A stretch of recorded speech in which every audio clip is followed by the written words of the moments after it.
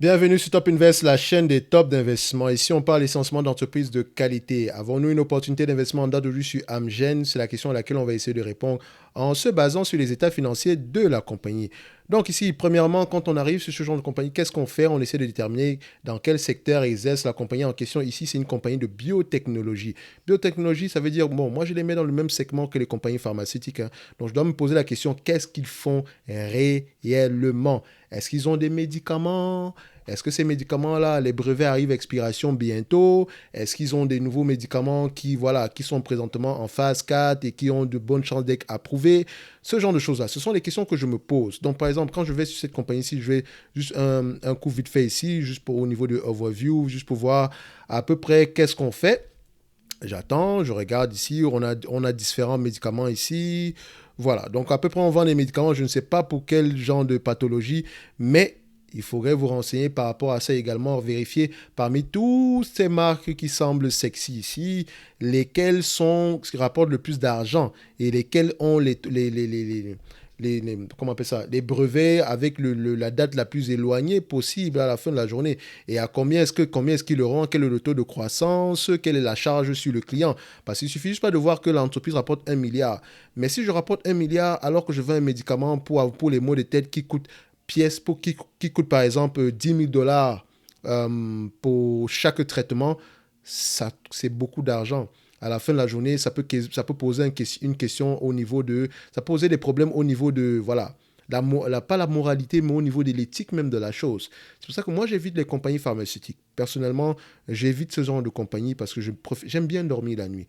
Donc, ici, quand on va regarder Amgen, parce que moi, je ne suis pas tout le monde, donc j'essaie de regarder ici Amgen pour essayer de déterminer est-ce que Amgen représente une opportunité d'investissement en date d'aujourd'hui. Alors, vous savez que maintenant, j'utilise l'outil FastGraph pour essayer de voir les choses ici rapidement. Donc ici, c'est déjà une compagnie qui n'est pas de croissance, enfin, c'est une compagnie de croissance, premièrement, et c'est une compagnie ici qui n'est pas cyclique. D'accord? Quand on regarde ici le revenu ici par action, attention, le revenu ici, c'est par action. Donc, si le nombre d'actions a diminué, ce revenu aura tendance à croître parce que, voilà, vous savez que si on rachète le nombre d'actions ici, ça diminue le nombre d'actions disponibles, donc ça va augmenter le revenu par action de manière mathématiquement. Donc, on doit vérifier également sur un autre sujet. Donc, sur une autre plateforme. Donc ici, je regarde, c'est AMGN.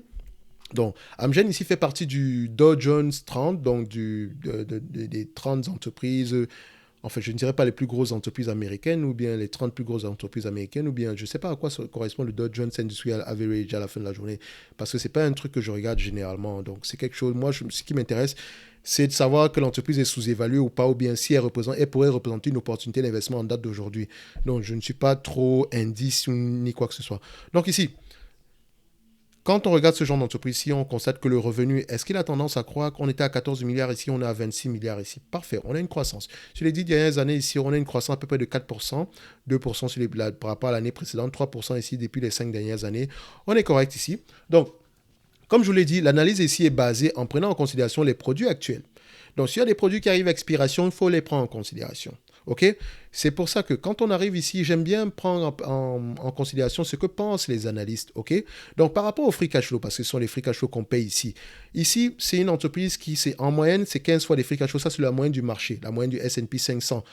Techniquement, c'est 16 fois les bénéfices. Mais ici, on a mis 15 fois pour faire simple. Donc, normalement, ici, le marché paye 13,81 fois les bénéfices pour cette entreprise ici en moyenne par rapport au free cash flow. Parce que par rapport aux bénéfices nets ici, donc Adjusted Operating Earning ici, combien est-ce qu'il paye? Il paye 17 fois. Mais or, les free cash flow sont plus élevés ici que les bénéfices nets. Donc ici, protégeons-nous, on sait déjà qu'en moyenne, le marché sous-paye pour cette entreprise aussi. Mais également, ça paye à raison. Ça paye par rapport à ça paye par rapport à la caractéristique même de ce business-ci. Donc, moi, ce qui m'intéresse ici, c'est premièrement, c'est le free cash flow yield, s'il est stable et durable. Donc, le yield que vous voyez actuellement ici, c'est le free cash flow divisé par la capitalisation boursière actuelle. Donc, en tout cas, c'est le free cash flow de 2021 et de 2022 divisé par 2 et on divise par la capitalisation boursière actuelle. Donc, ça prend en considération la prévision actuelle. OK? Donc, quand on regarde en termes de prévision ici, les analystes ont plus d'informations que nous, même si les gens pensent généralement que les analystes sont souvent tort.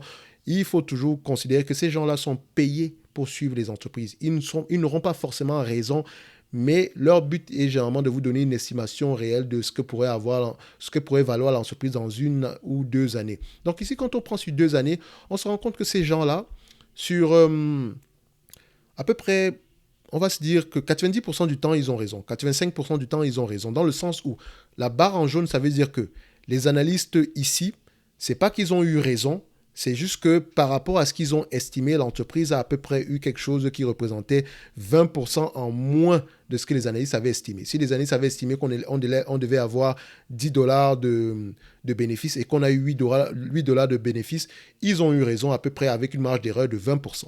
D'accord? Donc ici, on va se dire ceci. Ils arrivent généralement à avoir raison sur cette entreprise. Il y a plus de jaune que de rouge. OK?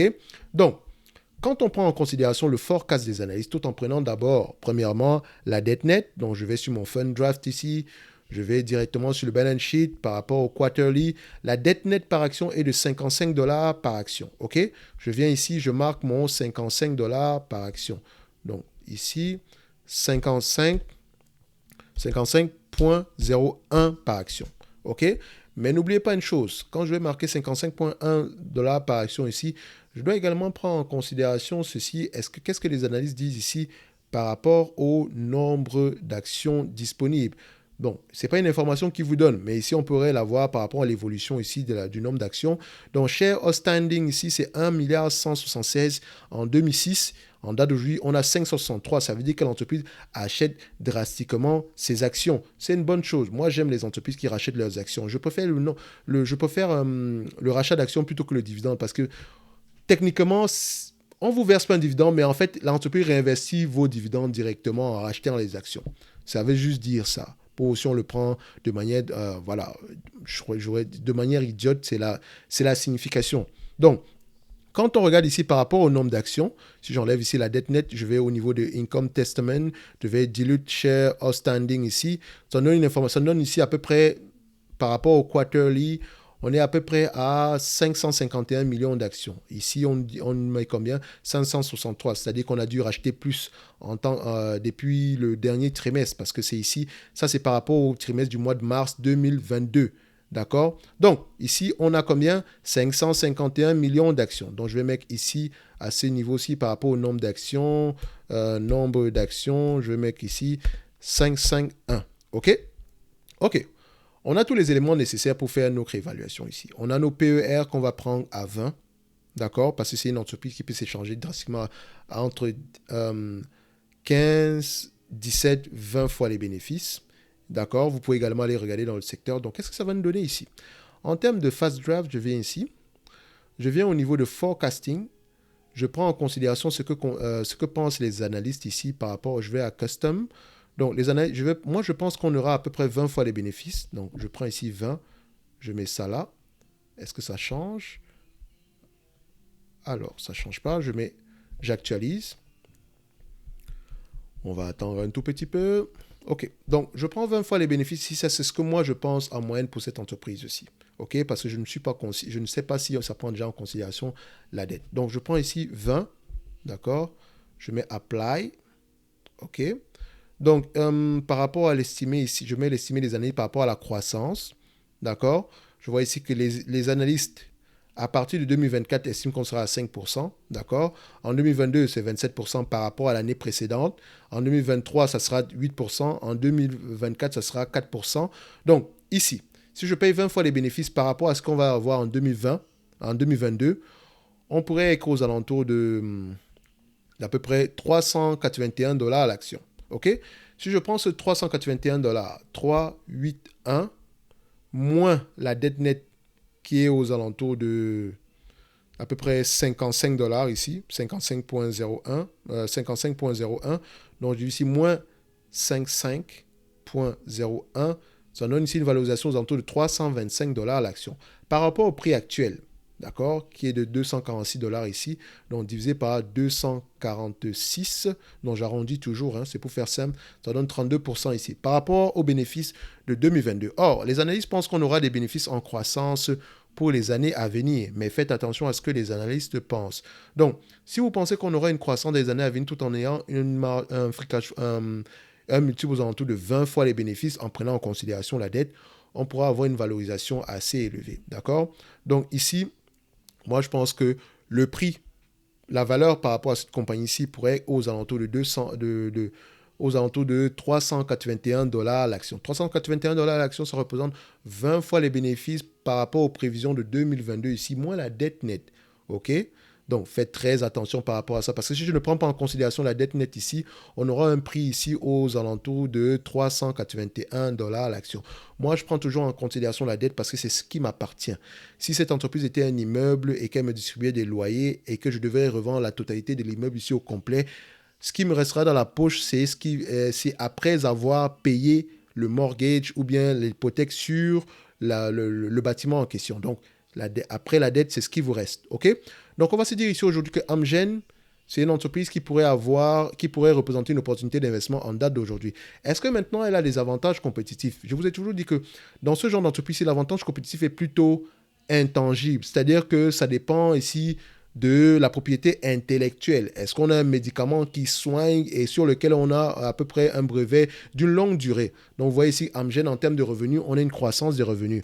En termes de bénéfices opérationnels ici, on a à peu près une croissance des bénéfices opérationnels. En termes de bénéfices nets ici, on a à peu près une croissance des bénéfices nets. OK? Mais ce genre d'entreprise, plus si c'est un médicament qui soigne, il y aura de moins en moins de patients. Si c'est un médicament où il y a de plus en plus de concurrence, le bénéfice net aura tendance à diminuer. C'est pour ça que l'avis des analystes est souvent important. En même temps, votre avis à vous-même. Mais au prix actuel, ce n'est pas mauvais de commencer à faire des recherches sur Amgen. OK? Donc, ça sera tout pour aujourd'hui. Je dirais que Amgen, le prix actuel est correct. Ça pourrait peut-être représenter une opportunité d'investissement, mais ce n'est pas une opportunité d'investissement. Waouh! Moi, personnellement, pour ce genre d'entreprise-ci, par rapport à ce que pensent les analystes, si on prend le plus extrême ici, combien est-ce que je serais prêt à payer pour cette entreprise-ci? Ici, ils estiment à peu près à 400 dollars, 433 dollars l'action ici. Donc, je prendrais ici 433 moins 55 ici. Je serais prêt à... Donc, la valeur sera aux alentours de 368 dollars, mais je paye toujours la moitié de la valeur que j'estime. Donc, je vais payer aux alentours de 190 dollars l'action pour cette compagnie-là. OK? Ça, c'est mon prix personnel. Ça prend en considération que je comprends ce que je fais, je comprends l'entreprise, je comprends le business model ainsi que les différents problèmes dans le futur. Parce que vous n'achèterez jamais une compagnie de qualité sans problème. À chaque fois qu'il y aura une opportunité d'investissement, il y aura un problème sur cette compagnie-là. La question que vous devez vous poser, c'est est-ce que ce problème-là est durable ou pas? C'est tout.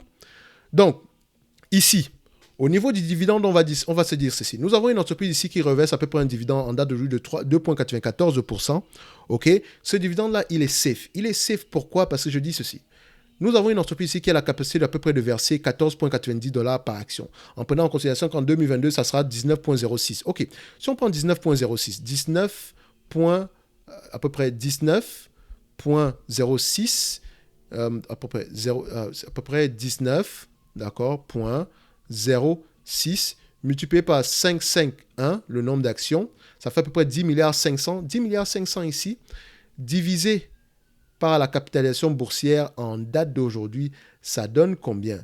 Donc 10 milliards 500 ici, attendez, donnez-moi juste un instant, divisé par la capitalisation boursière en date d'aujourd'hui, on a 131 millions ici. Donc à peu près, on va ici diviser par 131 milliards 386, ça donne ici un rendement de 8%, à peu près 7,99, c'est 8%. Or, dans ce 8%-là, je paye uniquement 2,94 pour le dividende.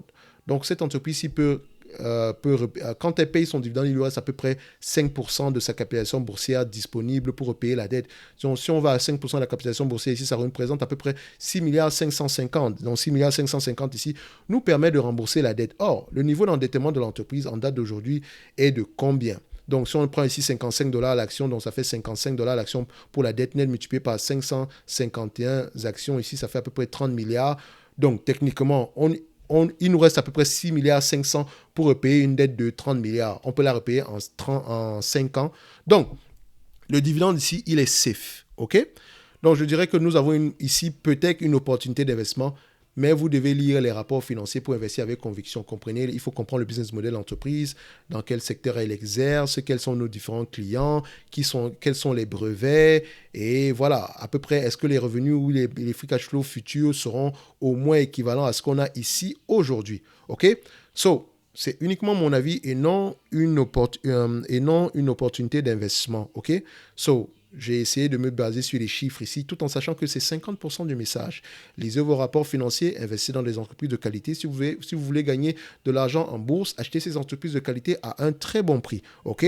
Donc, on se donne rendez-vous sur la prochaine vidéo et d'ici là, portez-vous bien. Merci.